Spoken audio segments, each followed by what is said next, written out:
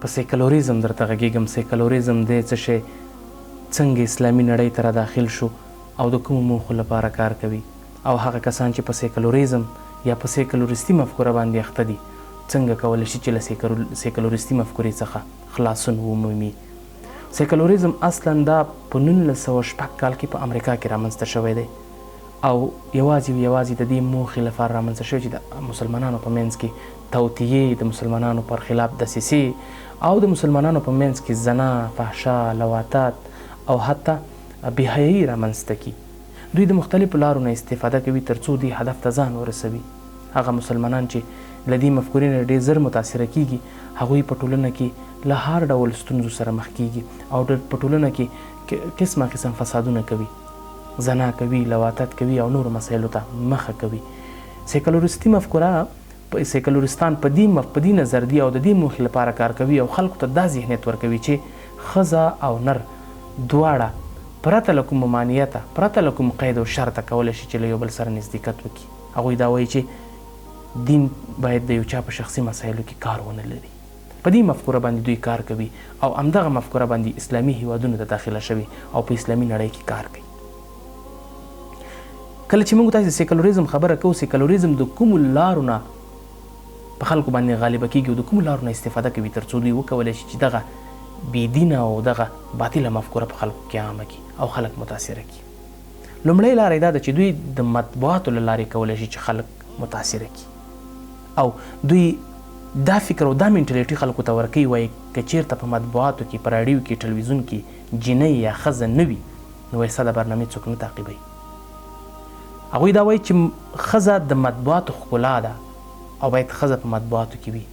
موږ ته شاهدان د داسې صحنې یو چې په تېر کې بالخصوص په ټلویزیونونو کې د نارینهو په پرتله د ښځو تعداد زیات و، ښځې کارمندانې زیاتې وي.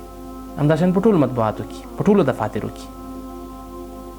دوهمه خبره دا ده چې سیکولرستان د مکتب شاګردان ډېر زر تر خپل تاثیر لاندې راولي، متضرره کوي. شاګردانو ته د موادو په نوم یا د راشن په نوم مختلف شیان ورته په تحفو کې ورکوي او په یو ډول نه یو ډول غواړي چې دغه ماشومان متاثره کړي له خپلې مفکورې نه.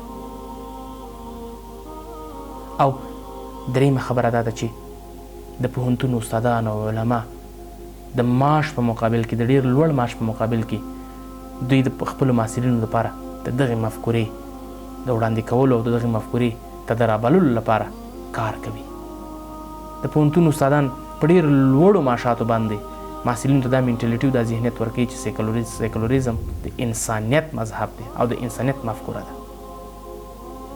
کله چې موږ تاسې د سیکولریزم خبره کوو او په سیکولریزم کې موږ تاسې د دې لپاره خبره کوو چې سیکولریزم یو ماده فرستي مذهب دی.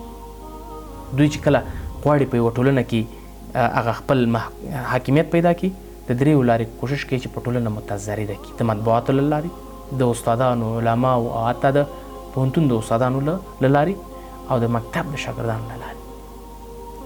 د حل لارې څه دي؟ ځینې کسان که په دغې باطله او په دغې بېدینه مفکوره باندې اخته وي، د حل لارې څه دي؟ په کومو حل لارو باندې موږ متاثرېږو؟ اول لومړی خبره دا ده چې